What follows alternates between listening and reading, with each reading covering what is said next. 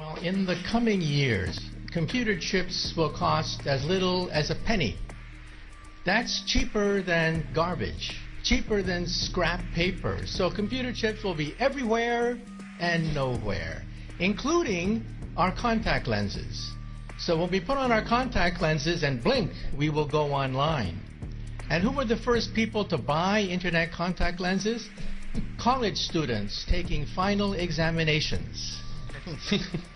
This means that my students will blink and they will not have to memorize all the things I've been talking about. This is going to revolutionize education because we cannot force students to memorize things that they can simply blink and get. And then if you feel sick, you will blink and see RoboDoc. RoboDoc is artificially intelligent, talks to you in plain English or Russian or whatever, speaks any language, accesses the entire internet for sound medical advice, almost for free. This is going to revolutionize the medical establishment. We'll still have doctors, but doctors will use RoboDoc as an aid. And if you're in a car accident in a foreign country, you don't speak the language, you'll talk to your wristwatch and talk to RoboLawyer. RoboLawyer understands the law in any country, in any language.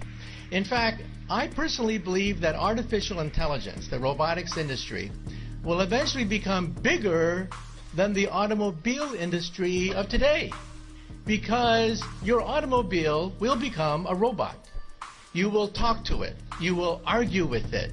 You'll have discussions with your car about the best route to take.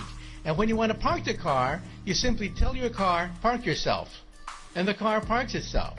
This is going to revolutionize urban economics when you don't have to worry about parking anymore. And then the next organ to be digitized is the brain.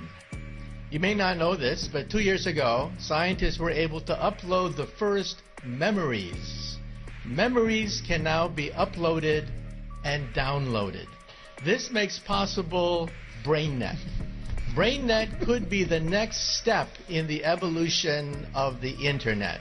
Instead of zeros and ones, instead of text, you'll put emotions, feelings, sensations, memories. Teenagers will go crazy. Teenagers put happy faces at the end of every sentence. Why bother to do that when you can put the emotion of your first dance, your first kiss, your first whatever right there on the internet? And so in the future, when you walk into a room, you will mentally command the internet. You'll take dictation mentally. You'll turn things on, turn things off, communicate with other people.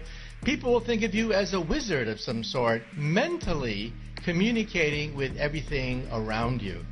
That's BrainNet. And then biotech is being digitized now. We can create a human body shop.